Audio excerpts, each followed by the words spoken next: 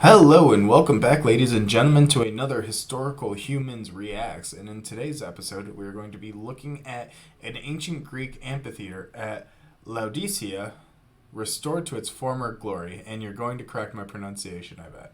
Yeah, yeah. It's not too bad. At Laodicea, it's Laodicea. yeah. So this amphitheater was effectively a pit in the ground. That was all that was left of it, and a man by the name of Professor Salau Simsek of the University of Pamukkale, which used to be Hierapolis for those of you who are ancient city fans. Set out in 2003 to restore this Greek monument, and after 20 years of work, they have effectively reconstructed it. Wow. Um, yeah, Which the image that is shown yeah, shows the pit as it stands. You could see the circular nature of it. You could see the open form of it. However, you can't really make out any of the seats, any of the chairs, any of that. And I don't know how much of that is due to the construction or if they're excavating it. yeah. Like, do they added? Did they say what they're doing in terms of repairing it?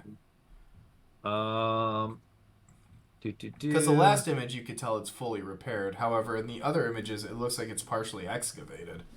Yeah. So the city is destroyed in the year 60 CE by an earthquake. Um, I don't I don't see too much, just having glanced through and just trying to remember this off the top of my head. I'm not recalling exactly what they did, but it looks like they did a lot of construction. The group involved was 10 academics, an architect, 12 archaeologists, four restoration experts, and 20 laborers. That's cool. Yeah. So it is a massive project. Um and it is in the running for a World Heritage Site. Ooh. It went up for candidacy in 2013, and a ruling has not been made. Which is interesting. That usually, if it takes that long, it's pending some sort of. Yeah. I think it may have likely been pending the result of this. Yeah. uh, of like, depending on what you do and how you do it, and if it meets the UNESCO standards, will determine whether it's approved or not. But like, I think it might have been this restoration project. So, according to the article, it was considered to be in a good state of preservation even prior to restoration. Okay, then it seems like it was buried then, which makes sense. It's been abandoned for 2,000 years following an earthquake. Oh, and you're going to like this. In 2019, a fairly well preserved statue of Trajan was unearthed at the site. Yeah, that is that's not really a surprise. Trajan, in his lifetime, was arguably the most popular Roman emperor to rule. He was the emperor that literally the Roman Empire loved. So he should be everywhere. But that is very fun seeing Trajan come up. Uh, Especially on a Greek site, though. yeah. Which Oh, is. Oh, go on. this was a part of his empire. Oh, was it? Yeah. Trajan. By the time Trajan rules, Turkey and Greece are effectively Roman provinces. Naturally, with how much inspiration they drew from them. Yeah, they've taken it over for a long time. Uh, what is mm, excuse me there.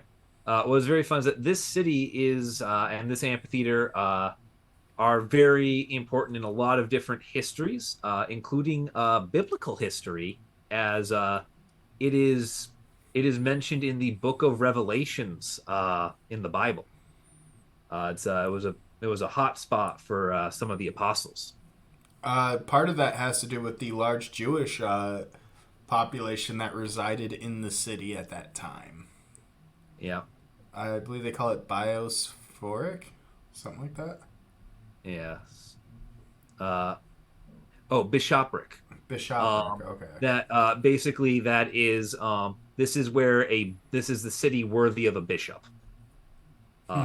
The yeah, Christian dioceses are very hierarchical. Uh, effectively effectively at this stage in Christianity, when we're talking about bishopric, we are effectively saying high, one of the highest seats currently available in the church. The cardinals don't really exist at that time. It's really interesting too because it was such a prominent city at the time. Like the fact that this is about to get or in the process of trying to get UNESCO World Heritage is incredible because there are some great ruins that are still present of the city, with the amphitheater being one of them. Mm-hmm. But the fact that this city was such a prominent part of both the Greek history, especially with the founding of it after Antiochus the second Yeah, Theos, yeah, founding the city, and then it eventually becoming a Roman province, and eventually becoming a massive part of the trade routes. yeah, and yeah, definitely. And like with how it became a Roman province too, via Pergamon and the Mithridatic Wars. That is um,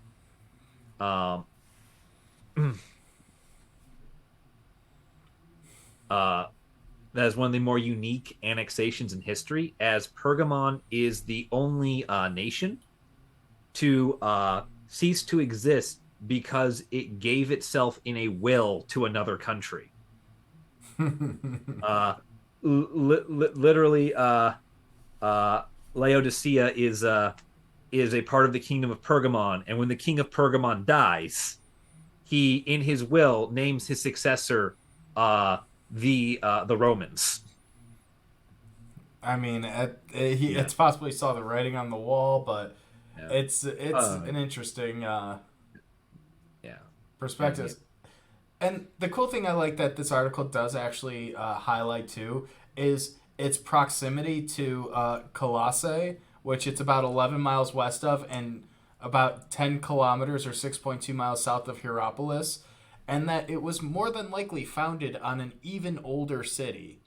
mm-hmm. That's something that I think we need to understand a little bit better moving forward because a lot of these ancient cities are built on even more ancient cities.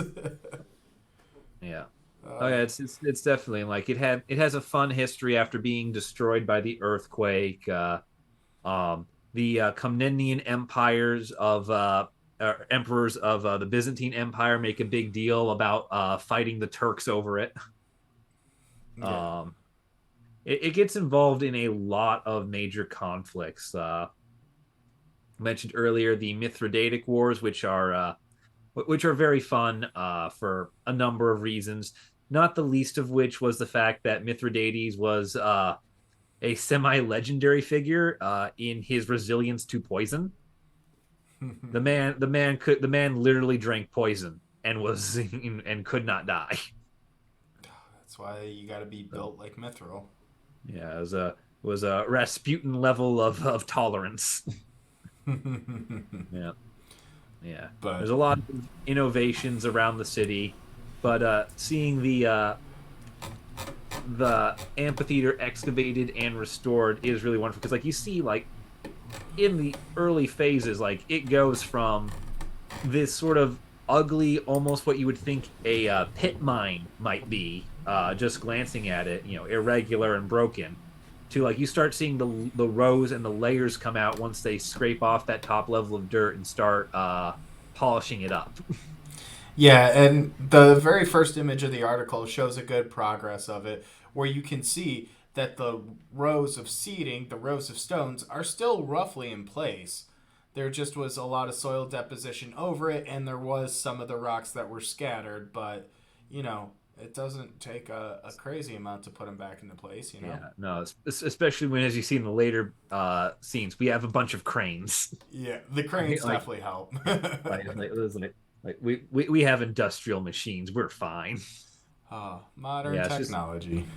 it's just very fun seeing a full restoration like this because the before and after really really says a lot. But I think that's a good point for us to wrap up on today's episode.